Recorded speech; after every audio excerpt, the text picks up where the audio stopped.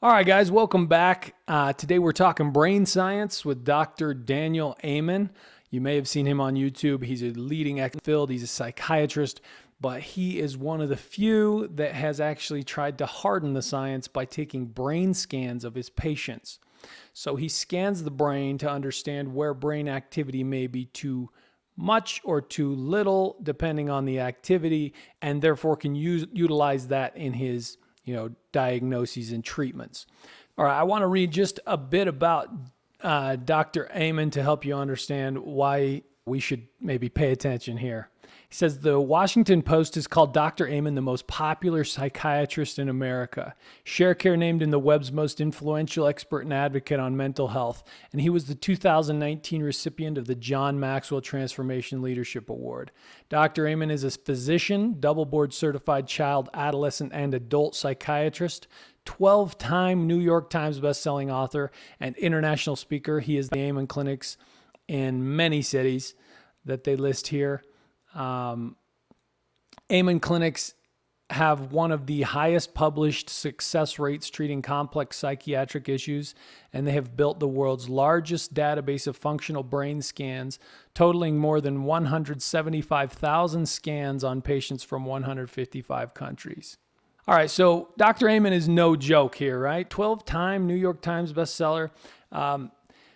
I didn't research what this book was before I bought it. I just was, I'm very interested in his work, so I purchased his latest book. This one does have some of the brain science, and we'll get into it as far as like his brain scans and stuff.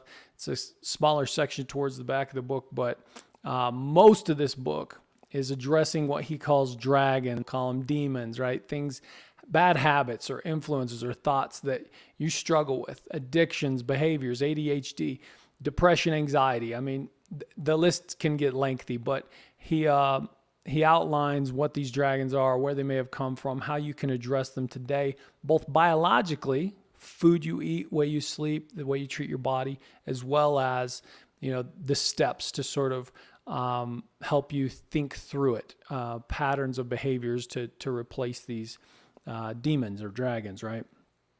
So let's jump into it. I'm going to read you a bit about kind of how the book is laid out, why he wrote the book, what a dragon is, and then I'll touch on some of them. Into too many of them because there are literally dozens in the book, and so you can, if this is something that you're interested in, or you identify with some of these dragons, you may want to purchase the book and walk through some of these things.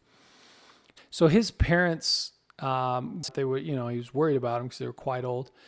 And then shortly after their recovery, his father actually got sick and passed away.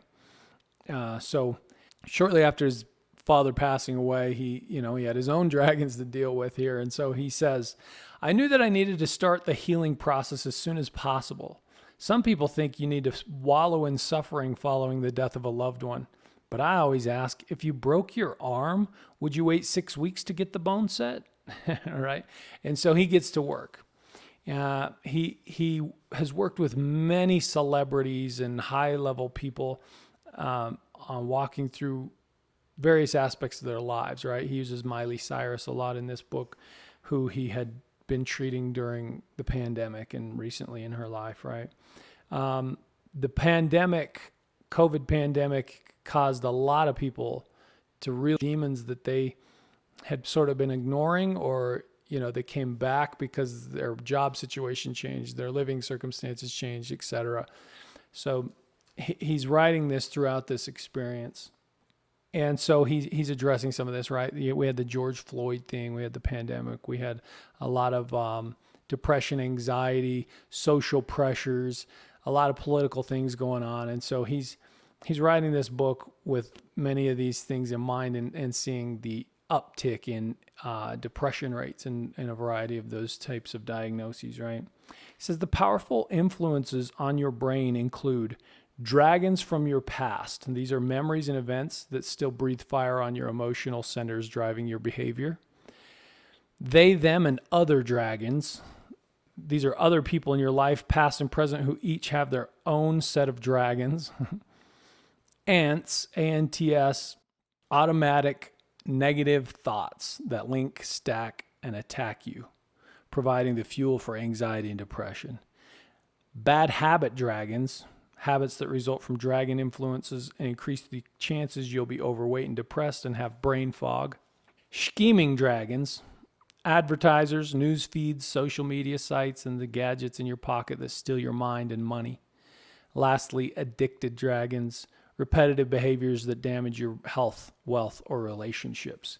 Okay, so throughout the book, I'm gonna give you this example of what these dragons look like, how he's laid it out. But first, he talks about the pattern of thought and how someone might currently be working through something, right? And so he's saying like Jimmy's hidden dragon. He's afraid of public speaking, and he's asked to do some speech at work, and it's freaking him out, and before you know it, he's in a bad place mentally, right? So he has this can't speak in public, which leads to so I'm going to lose my job, which leads to I'm going to be afraid of interviewing, which leads to so I won't be able to get a new job. I'm a loser. My wife will divorce me. I'll end up on the streets. I should kill myself, right? So there are many steps to him suddenly getting to this, like, I'm so depressed and scared of my life that I should just end it all, right? And the depression or anxiety, negative thoughts didn't start with, oh, I'm worthless. It started with some simple thing that triggered another thing, right? And so he's an expert in understanding, like, how do we map this back to certain triggers, things that started these negative thoughts, right? Okay, so let me give you a couple of examples of these dragons and how he's mapped it out. So let's start here. He says abandoned, invisible, or insignificant dragons, okay? So origin, others did not see or recognize you, or you felt unimportant, abandoned, and lonely. These dragons are common in children whose parents were unable or unavailable to raise them. They are also common in middle children from large families and those whose parents or siblings were dysfunctional, narcissistic, or sick. These dragons also occur in families where one of the parents or siblings was a high achiever or famous. The other spouse or children often felt invisible or unloved by comparison. Okay, so that's the origin of this dragon. Triggers: when you perceive that others ignore or belittle you, when others are recognized and you are not, when you get laid off from work but your colleagues don't, right? That's a trigger. Then your reactions. Then he goes into like movies. These dragons love underdog movies such as Rocky, Rudy, Gladiator, etc.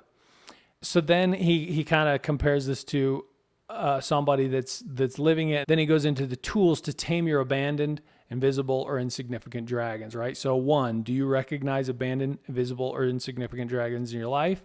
Do you feel overlooked, unimportant, or lonely? Did you grow up in a large family, etc.? Number 2, find the upside. He has an upside for every dragon. It's interesting, right? Sometimes we think of these things as just completely a negative part of our life and there's nothing to take from it. But if you feel these things, it might motivate you to do something, right? So he says these dragons may drive you to be significant and help others, to become a part of a group that brings positive energy to the world. The upside of these dragons for me was freedom. Since I was not the oldest male child in my Lebanese family, I had the choice to do anything I wanted with my life. I didn't love the grocery business, but I have loved being a psychiatrist and author for the last 40 years. Rather than being jealous of my older brother, I have immense gratitude for him. So then number 3, strategies. Know your life's purpose, right? You will feel more significant, happy, and connected.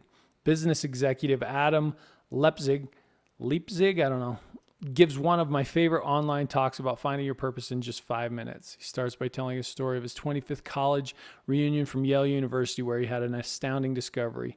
80% of his privileged, well-off, powerful friends were unhappy with their lives, despite being on their second spouses and second houses.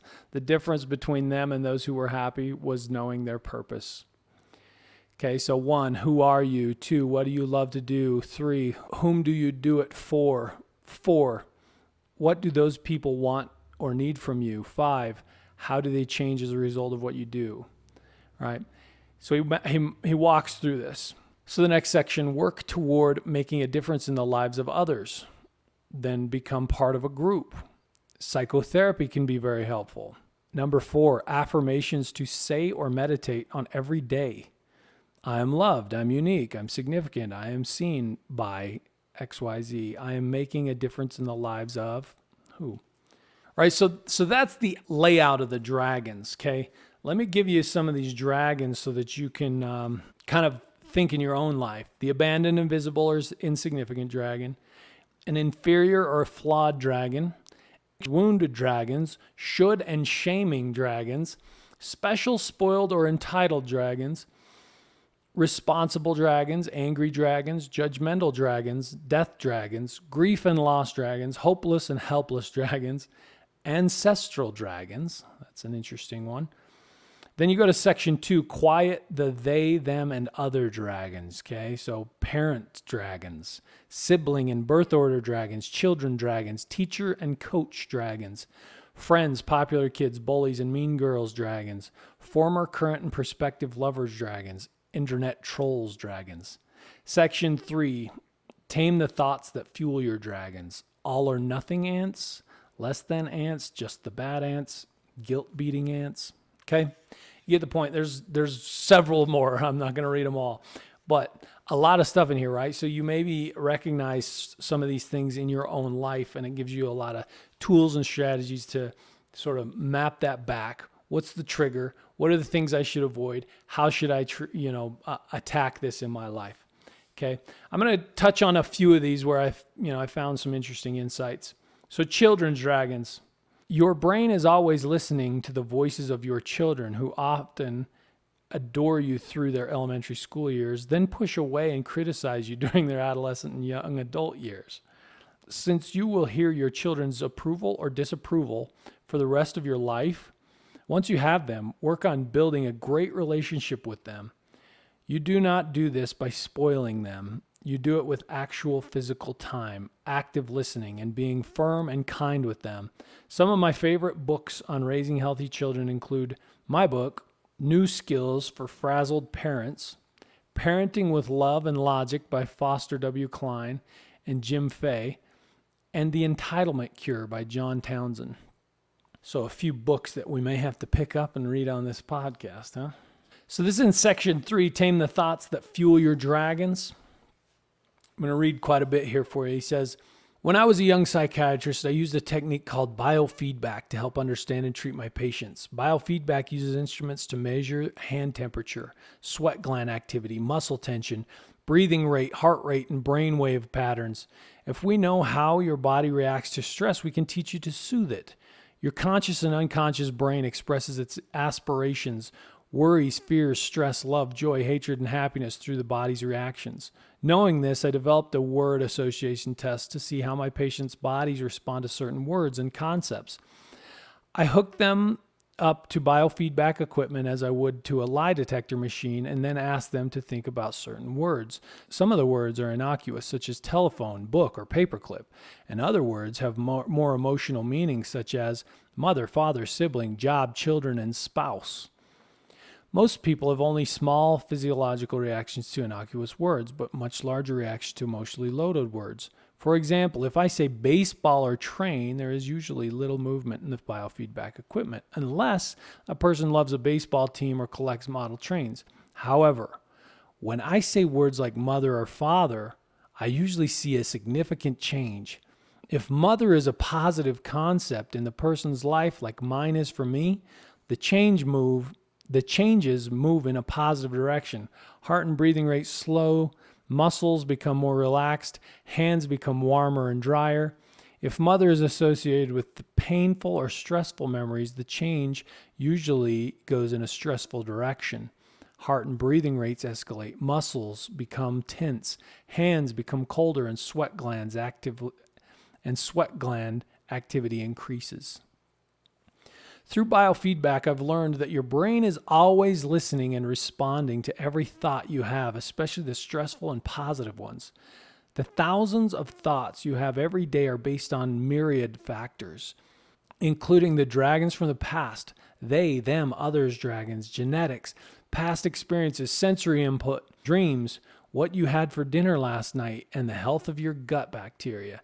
Negative thoughts cause your brain to immediately release chemicals that affect every cell in your body, making you feel bad, while the opposite is also true. Positive, happy, hopeful thoughts release chemicals that make you feel good. Your thought patterns can also have long-term negative effects.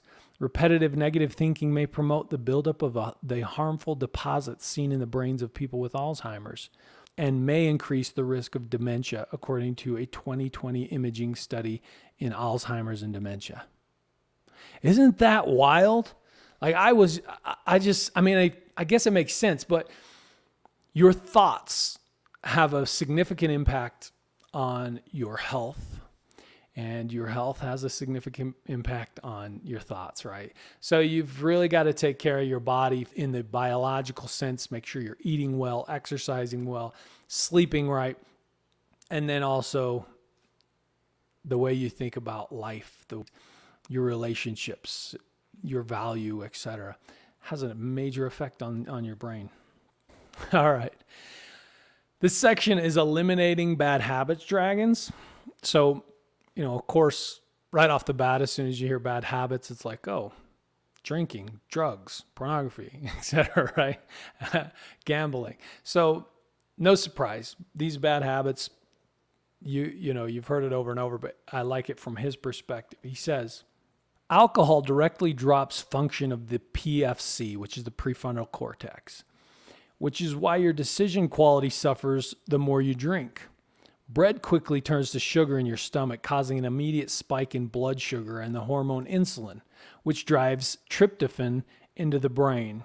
Tryptophan is the precursor to the don't worry, be happy neurotransmitter serotonin, which, like alcohol, lowers blood flow to the PFC, making you more likely to order additional food, including dessert, even when you'd told yourself before the meal that you'd be sensible.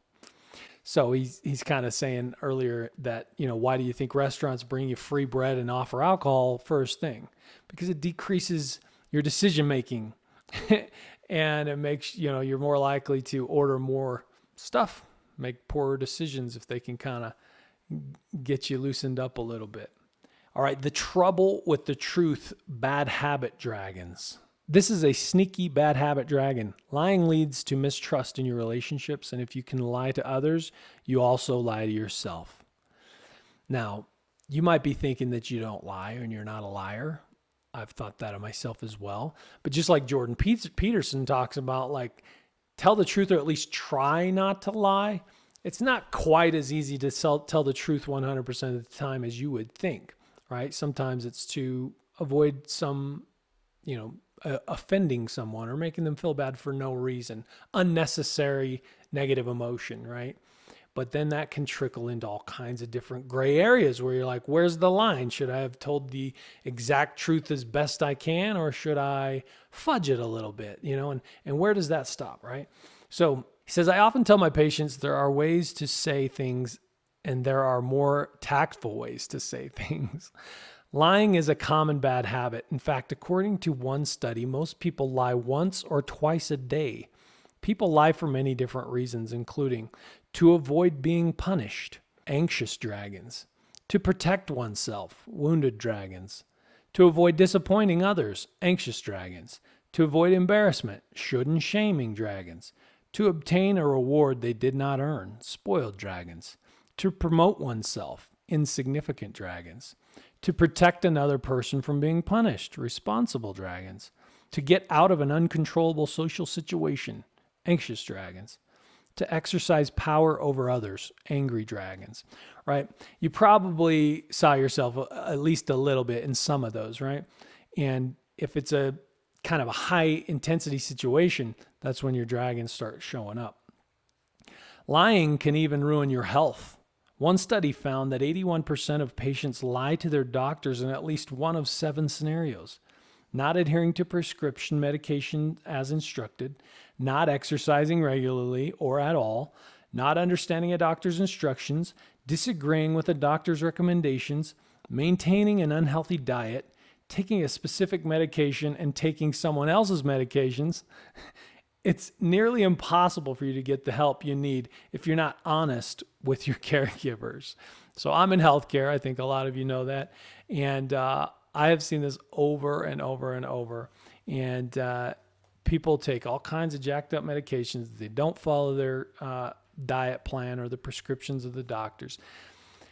They don't tell the truth about, what kind of foods they eat. They'll say they don't drink and you can smell alcohol in their breath. I mean, it's on and on, right? And so those dragons are coming up, right? It's kind of interesting to talk about it on the back of these dragons, right? Where you're starting to go, oh, anxiety or insignificant or shaming or whatever, right? They're lying to protect themselves from something. Now we're getting into a bit more of the brain scanning and science that I really love and kind of the reason I bought this book in the first place. But to start that, he gives us a diet plan and a few recommendations of things you should eat, right? He says, eat high quality calories and not too many of them. I think of calories like money. Overspend and your health will become bankrupt. Eat clean protein at every meal to balance your blood sugar and decrease cravings.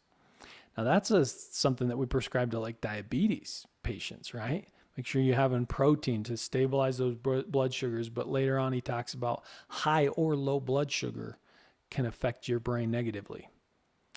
Focus your diet on healthy fats from fish, nuts, seeds, and avocados.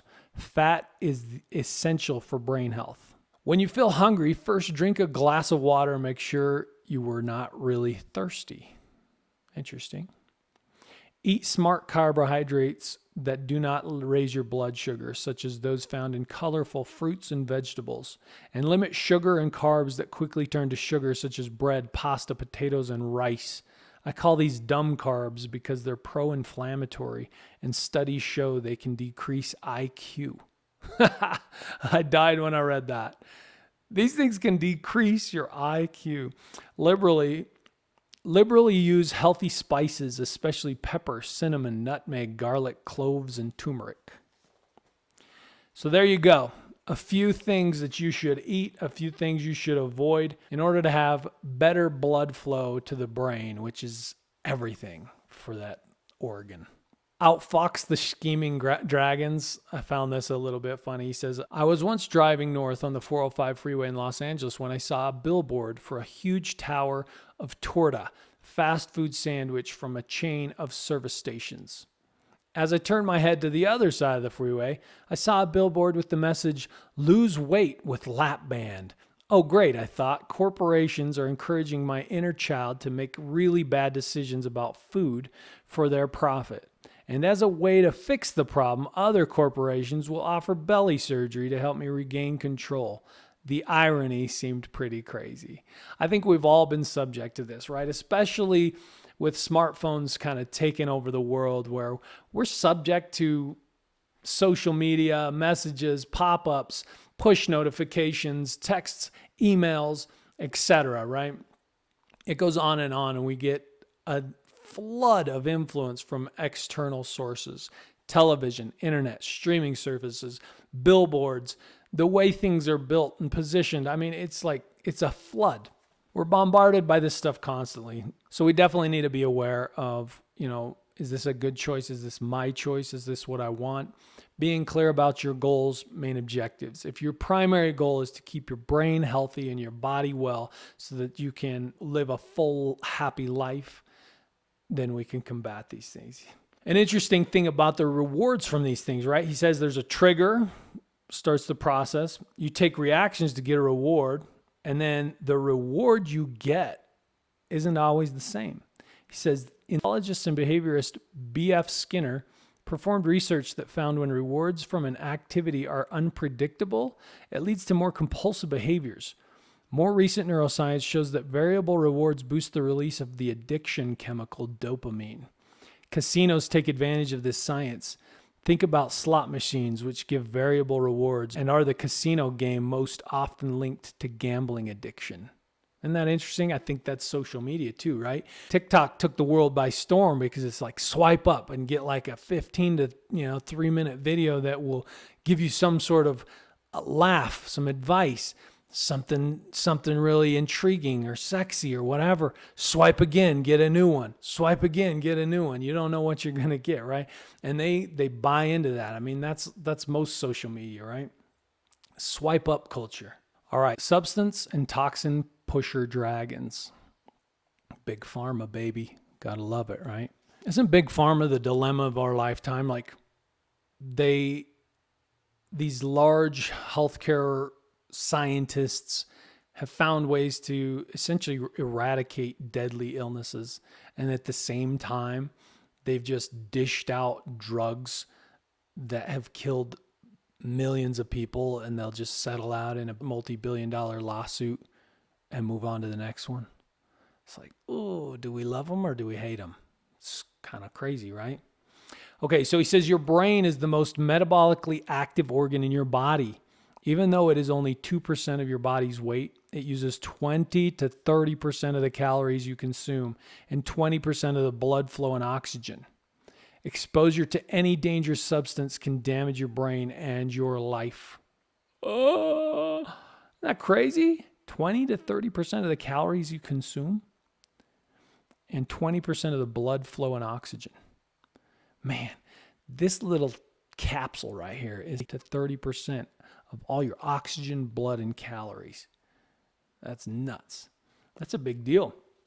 Over the last 30 years, I've seen thousands of SPECT scans of patients who were regular marijuana users. In 2016, my colleagues and I published a study on more than 1,000 marijuana users and showed that virtually every area of the brain was lower in blood flow compared to a healthy scan, especially in the hippocampus, one of the brain's major memory centers. In 2018, we published the world's largest brain imaging study on 62,454 SPECT scans to look at how the brain ages. Marijuana was associated with accelerated aging in the brain. Right. Don't smoke weed, folks. I'm happy to say that I've never done any drugs, so this baby's working. Obviously, there's more than that, but... So he's talking about thinking about like a commercial where they're pushing a drug on you and they tell you this big old list of side effects and everything, but that doesn't matter, right? He says, but these schemers know that 50% of the human brain is dedicated to vision. So the images of the happy people stick in our brains, not the list of side effects. A shelter-at-home order dragged on during the pandemic. New prescriptions for anti-anxiety and antidepressant medications jumped from 38% and 19% respectively. Demand rose so dramatically it actually led to a shortage in the supply of Zoloft and its generic version, sertraline. Can you believe that? A 38% jump just in the last couple of years? I mean, sitting around. So this happened to me. I've been pretty honest about this too. I mean, I was already working from home, sitting in an office, and I had been kind of complaining about like, man, it was killing me, right? I kind of pride myself on being some fit person, an athlete, right? I was a college athlete, and I just kind of, that's the vision I see of myself. I'm someone that's active, strong, fit, etc.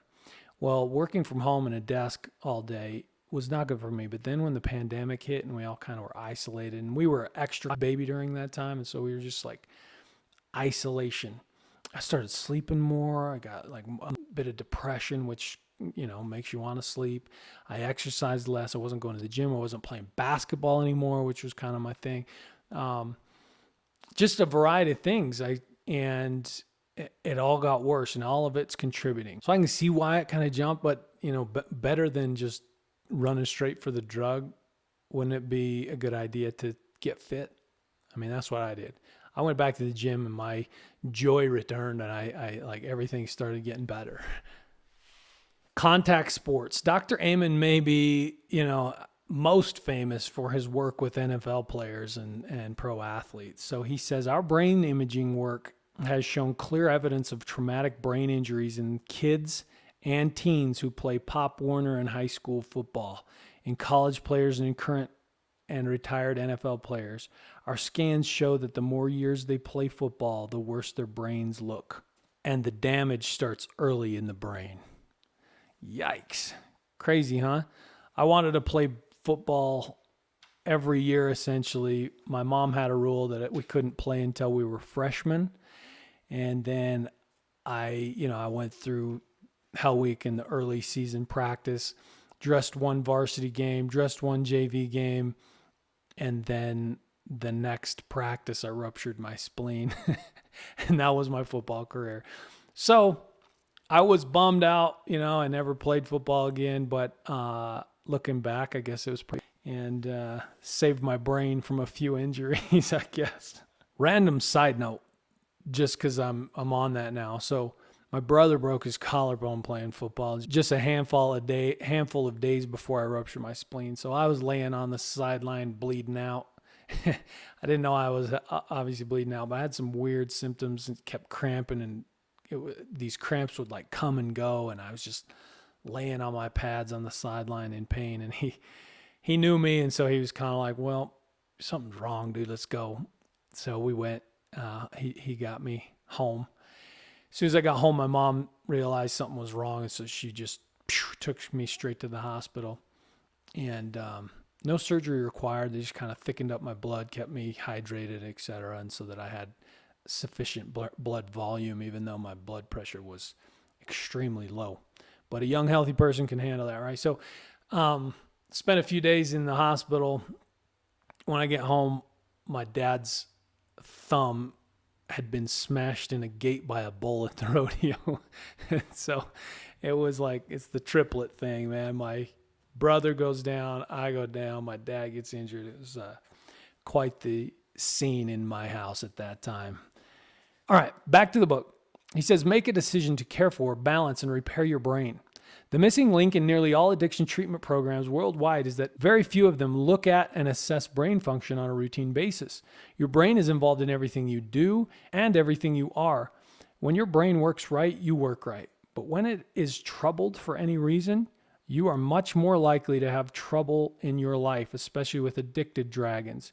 You can diligently work all the anonymous steps, AA, NA, CA, etc., with energy, enthusiasm, and commitment. But if your brain is not working at an optimal level, and most brains aren't, you will have a much harder time getting and staying sober despite your best effort. I thought that was interesting, He says, the SPECT scan of my addicted patients were terrible compared to my other patients with psychiatric issues such as anxiety, depression, or ADHD. It was clear that drugs and alcohol damaged brains, and if they damaged brains, they were damaging lives. Over time, it also became clear that pornography, gambling addictions, and video game addictions also damaged brains. You ever hear of those kids who freak out on their parents because they lost their cell phone was taken away, or their video games were taken away? Some kids have even committed suicide over it. Pretty crazy, right? Obviously, their brain has been altered by that, and they need those drugs to keep them going. And when they were removed, it was like massive overload, symptoms of addiction, withdrawal, etc. To beat any addiction, it is critical to understand and optimize the brain. You must fall in love with it and work to balance and repair it so it can control all the dragons. Eating right, exercising, avoiding anything that hurts your brain, and engaging in a regular brain healthy habits are critical to beating any addiction. All right, so for the YouTubers, I can kind of show you that he does these brain scans side by side, a healthy brain versus an unhealthy brain or something wrong. And it's kind of interesting. So a healthy brain has this very smooth surface and it kind of flows. So this one over here is very smooth. And then you can see a bunch of dark spots in this side, right? So the brain that's unhealthy shown here is the spontaneous brain. So low prefrontal cortex activity at the front of the brain, which is no surprise because the prefrontal cortex is the decision maker. That's the brakes and the gas pedal, right? And if you don't have much going on up there, you're probably going to have some trouble. So the next scan, he has a persistent brain type next to a healthy brain. And he says the persistent brain has high anterior cingulate activity at front of brain versus the healthy brain is most active areas in cerebellum at the back of the brain. So the persistent brain type. The next one, sensitive brain. So the healthy brain has most active areas in cerebellum at the back of the brain. The sensitive brain, on the other hand, has high deep limbic activity. the limbic. So your limbic system is the middle of your brain. Everything's wrapped around it. Next one, cautious brain. In a healthy brain, the most active areas in the cerebellum at the back of the brain. The cautious brain, though, has high basal ganglia activity. So, pretty interesting that you can scan a brain and understand some of the problems that a person might be having and then get on a program to try and heal those parts, right? So let's talk about the prefrontal cortex here. Prefrontal cortex, the front of your brain. It's the, as I said, gas pedal brake system. And this is what helps you with your decision making. That's why people who have low activity in the prefrontal cortex are very spontaneous. They often make poor judgment calls as well. So the dragon tamer duties. The dragon tamer, the PFC, prefrontal cortex, acts as the brain's brakes that prevent us from saying or doing stupid things. British comedian Dudley Moore once said, "The best car safety device is a rearview mirror with a cop in it." Your dragon tamer acts like the cop in your head, and like police officers who need constant training to stay sharp.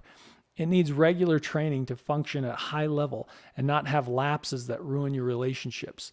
The PFC is the most human, thoughtful part of the brain. Listen to this. It is larger in humans than any other animal.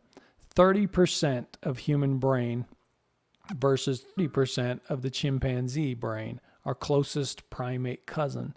7% of your dog's brain, 3% of your cat's brain, which is why felines need 9 lives, and 1% of the mouse's brain, which is why cats eat mice. Here are the main functions of the PFC, or what I call dragon tamer duties.